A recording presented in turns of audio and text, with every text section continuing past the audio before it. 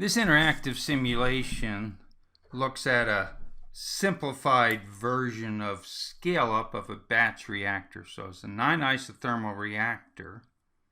The idea is to help understand the behavior. We're going to look at the case where we scale up by increasing the height and diameter, the same ratio.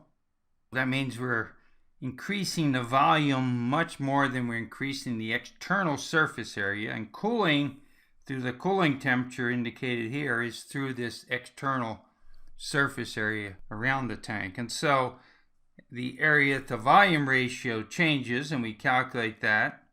This shows the surface area and the volume for the particular size.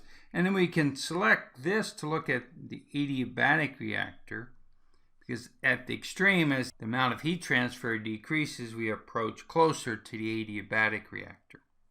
It demonstrates, in this case, exothermic reaction. We can get a fairly large temperature change, so we have to be very careful when we scale up a batch reactor.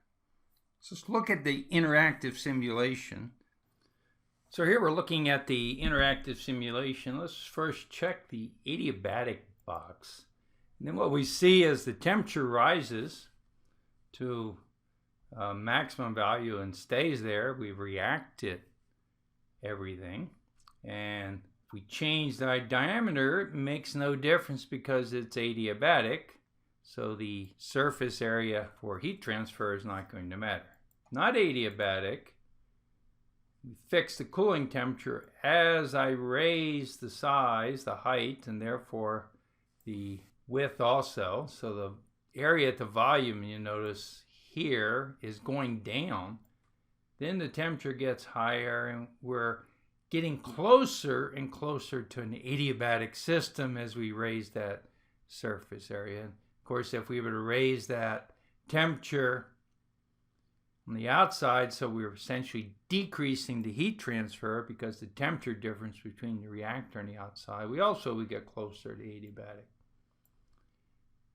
Smaller size reactors, so larger surface area to volume, the maximum temperature is less. And then certainly if we increase the cooling temperature, we have to be careful what happens, because notice if we start below 315 and initially increase the temperature, we're actually causing heating, so it wouldn't be cooling. If we keep it low, then it's cooling, and lowering it more should lower the maximum temperature. So the idea of scaling up a batch reactor is that as we increase the size of the reactor, we're decreasing that surface area to volume, and therefore we're going to have less heat transfer, and the temperature is going to get hotter.